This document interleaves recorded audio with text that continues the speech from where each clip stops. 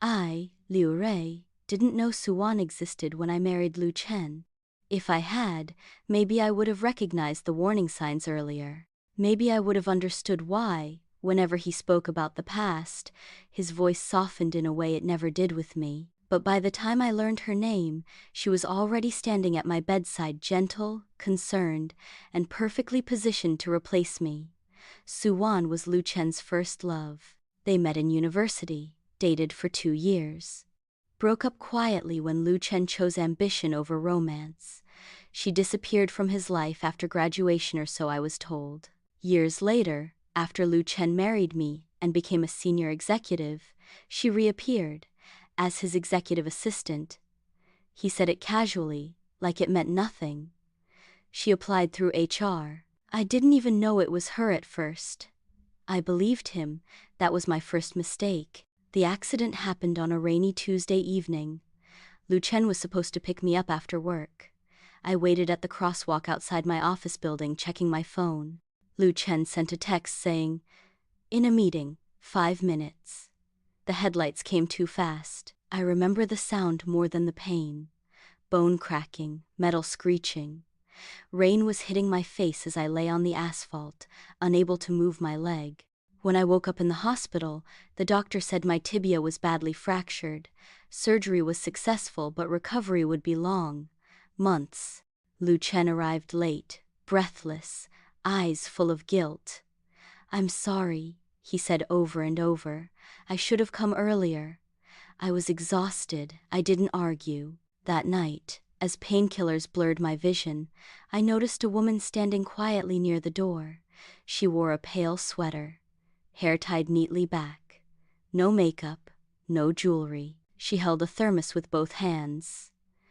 "I'm Suwan," she said softly. "I work with Lu Chen. I heard about the accident." Her eyes were red as if she had cried. "I brought soup." Lu Chen stiffened slightly, then relaxed. "She didn't have to come," he told me, but she insisted. I smiled weakly and thanked her. She smiled back, small, careful, harmless. I didn't know then that this was the beginning. After the surgery, I couldn't walk. For weeks I needed help with everything. Lu Chen took time off work, but I could feel his impatience growing. He wasn't cruel, just tired. Suwan sensed it immediately. She began appearing more often. Always when Lu Chen looked drained, always when I was weakest. She never stayed long, never crossed any obvious boundary. She only did one thing flawlessly. She made herself necessary. "Chen, don't forget to eat. You've been under too much pressure. I can help with the reports. Don't worry about home." She said these things in front of me, never directly to me, always around me. And slowly, without noticing, I stopped being his partner and became his responsibility. The first time she hurt me, she made sure I looked at fault. Lu Chen stepped out to take a call. Suwan helped me transfer from the bed to the wheelchair. Her hands trembled. "Sister, hold on to me," she said. Then suddenly she cried out. "Ow!" She loosened her grip. I fell sideways. My injured leg slammed against the metal rail. Pain exploded through me. I screamed. Nurses rushed in. Lu Chen followed. Suwan was already on the floor, clutching her wrist, tears streaming. "I'm sorry," she sobbed. "I'm too weak." Sister moved suddenly, and I lost balance. Lu Chen didn't ask what happened. He knelt beside her. "Are you hurt?" She shook her head. "I'm fine. I'm just worried about her." He helped her up. Then he looked at me, frowning. "You should have warned her before moving." I stared at him. That was the first time I felt something cold settle in my chest. After that, accidents happened regularly. And every time, Suwan played the victim perfectly. She spilled hot soup on my leg and cried harder than I did. She forgot to lock the wheelchair brakes and blamed her panic. She moved my crutches just out of reach and apologized tearfully. Each time, she said the same thing. "I was just trying to help." And each time, Lu Chen said the same thing. She didn't mean it. Slowly, my pain became background noise. My complaints became irritations. She escalated when she realized tears alone weren't enough. She added witnesses. One afternoon, she insisted on helping me practice walking in the hospital corridor. Nurses passed by. Other patients watched. She stayed half a step behind me, voice loud enough to carry. "Sister, please slow down. Your leg can't handle this yet." I took one step. She twisted her ankle on purpose and fell backward. My crutch clattered to the floor. She screamed. "I told her not to rush," she sobbed. "But she gets angry when I say anything." A nurse rushed over. Lu Chen arrived just in time to see Suwan on the ground, me standing above her. For the first time, he didn't ask a single question. He apologized to her, in public. That was the day the hospital staff started looking at me differently. Then she attacked my character. One night, she told Lu Chen's mother, "Sister cried today. She said she wished she had died in the accident." It was a lie, but Lu Chen's mother stormed into my room, furious. "How could you say something so selfish?" she shouted. "Do you know how much pressure my son is under?" Suwan stood behind her, eyes red, shaking. "I begged her not to think like that," she whispered. Lu Chen believed her. That night, he said quietly, "If you keep emotionally threatening everyone, maybe the divorce is best." That was when I understood. She wasn't just stealing my husband, she was rewriting who I was. The cruelest setup came last. Suwon visited me alone. She rolled up her sleeve.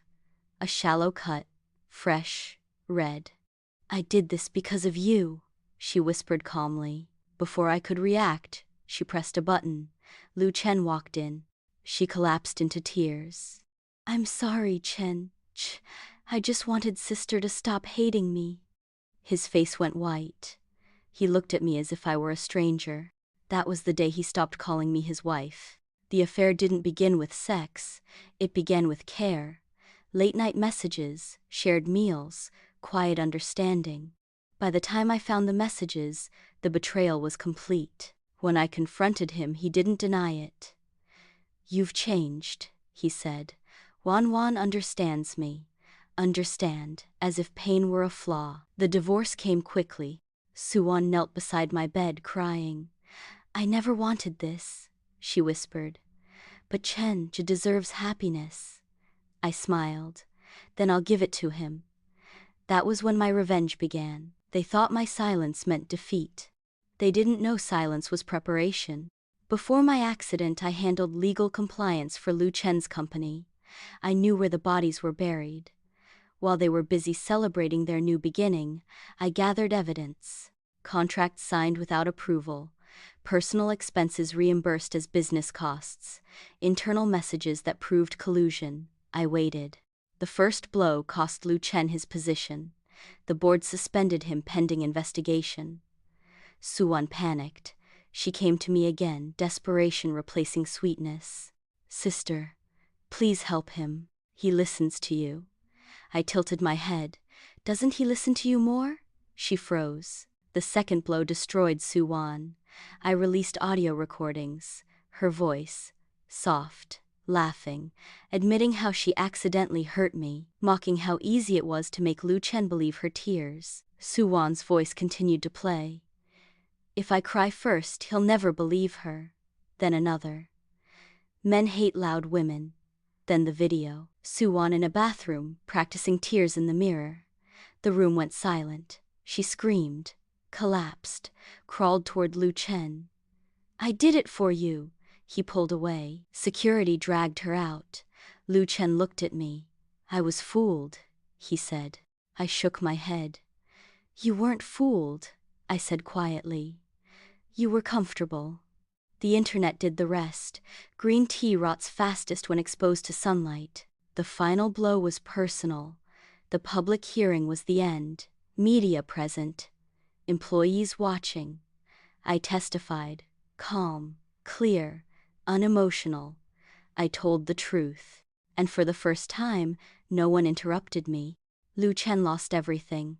Career, reputation, freedom, future. Suwan disappeared. I heard later that she had latched onto a middle-aged married man who was the president of a small company. When his wife found out, she was beaten and stripped naked in the street. But that no longer has anything to do with me. Months later, I stood up on my own. My legs still ached, but my voice didn't shake. I no longer needed to explain myself. I learned something important. People don't betray you suddenly. They practice first by choosing comfort over truth. Some women steal husbands with seduction. Green tea steals them with tears. And some men don't choose lies.